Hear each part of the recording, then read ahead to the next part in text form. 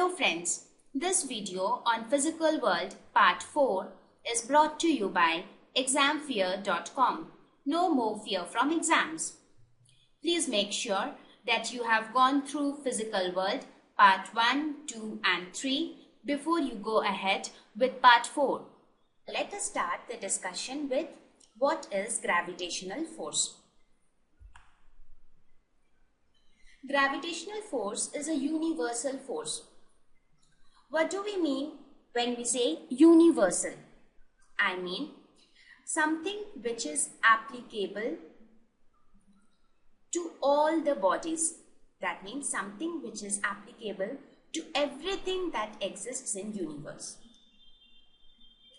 So this force acts between any two bodies in this universe. You consider any two things, whether between two persons standing beside each other, whether between two objects kept beside each other, or it is between anything. It is a mutual attractive force by virtue of masses. So there are three key terms here. Mutual. Mutual means, let us suppose I have one object A and another object B. Mutual means if A exerts a gravitational force on B, there is another force exerted by B on A. So that is the funda of mutual.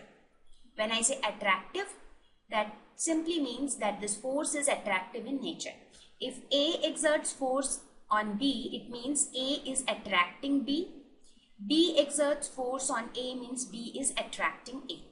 So it is a mutual attractive force by virtue of masses. That means the condition, this force exists due to the mass of A and B. If A and B are massless, then this force will not exist.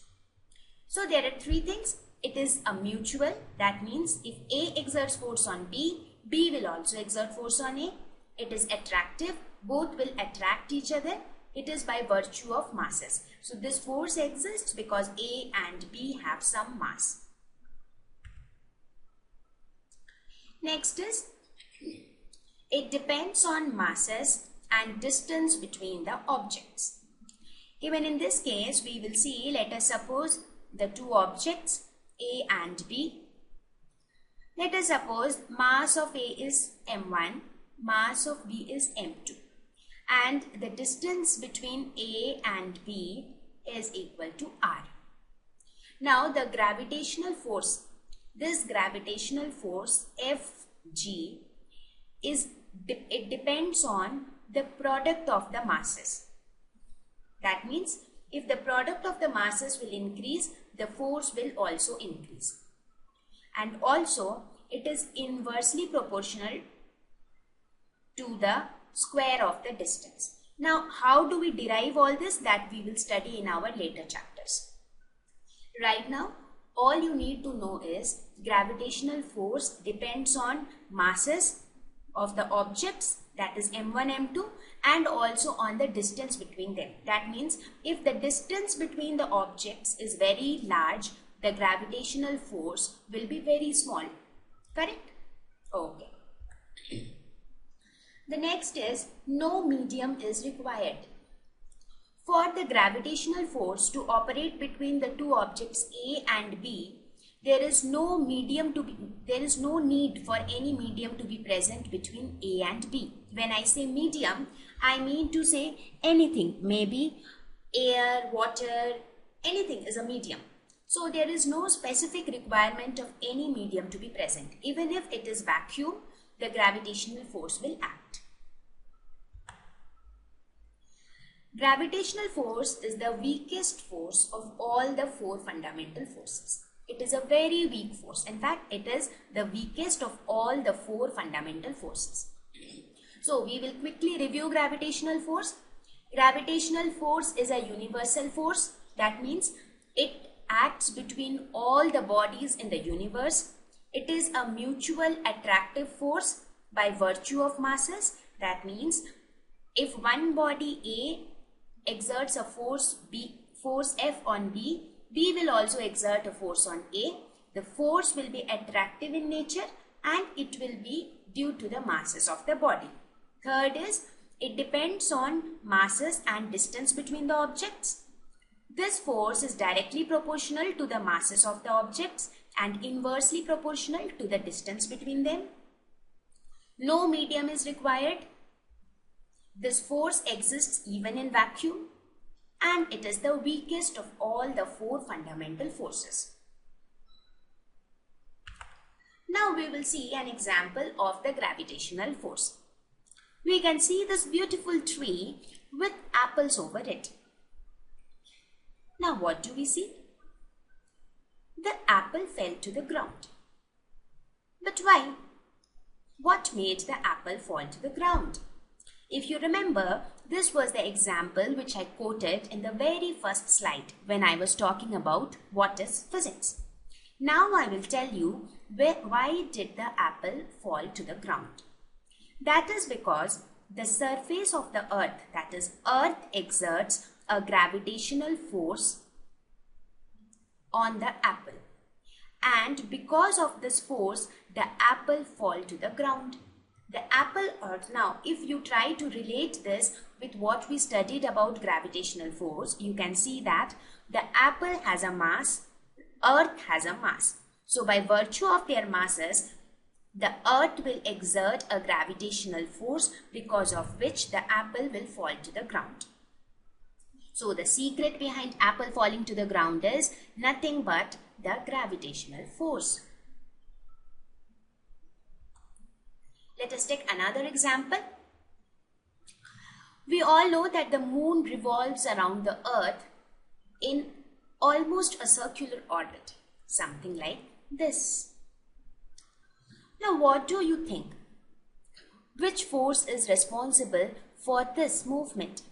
I say it is the gravitational force because of which the moon revolves around the earth.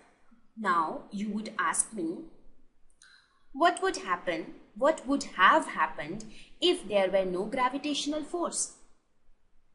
Well, I'll tell you, if there was no gravitational force, in that case, the moon would have just escaped away something like this.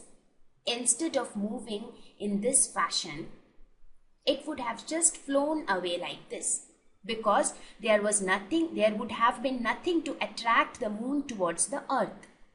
But what happens actually is that at every point the moon experiences a force which attracts it towards the earth. So at every point it experiences a force of this kind. That is why it keeps revolving in this fashion instead of flying away something like this. Now you would ask me another question.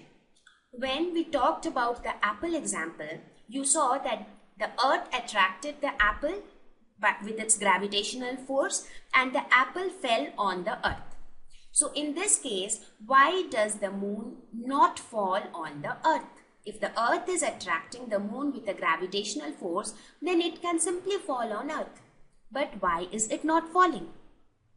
Okay, we will understand that. Now, the distance between the earth and the moon is very, very large when compared to the distance between the earth and the apple. Now, as we discussed, if the distance between the object is very large, then the gravitational force exerted will become small. Therefore, the amount of gravitational force which is exerted in this case is very small when compared to the amount of gravitational force which is exerted in this case. That means, in case of the apple, the gravitational force exerted by the earth was very high, because of which the apple directly fell on the surface of the earth. But in this case, the gravitational force is not that large that the moon would fall on earth. So we learned two things here. One is, had there been no gravitational force, the moon would have simply escaped away something like this. Because of gravitational force, at every point, the moon is experiencing an attractive force towards the center of the earth, because of which it is revolving in this fashion. And also, since the magnitude of the gravitational force is not very large because the distance between the moon and the earth is very large, that is why the moon does not fall on the earth. So I hope it is very clear with you now what is gravitational force, features of gravitational force, and the examples which I cited for gravitational force. Thank you. Visit examfear.com to watch free educational videos, try free online tests, get the best quality study materials, study from the best tutors and mentors, and much more. Thanks once again.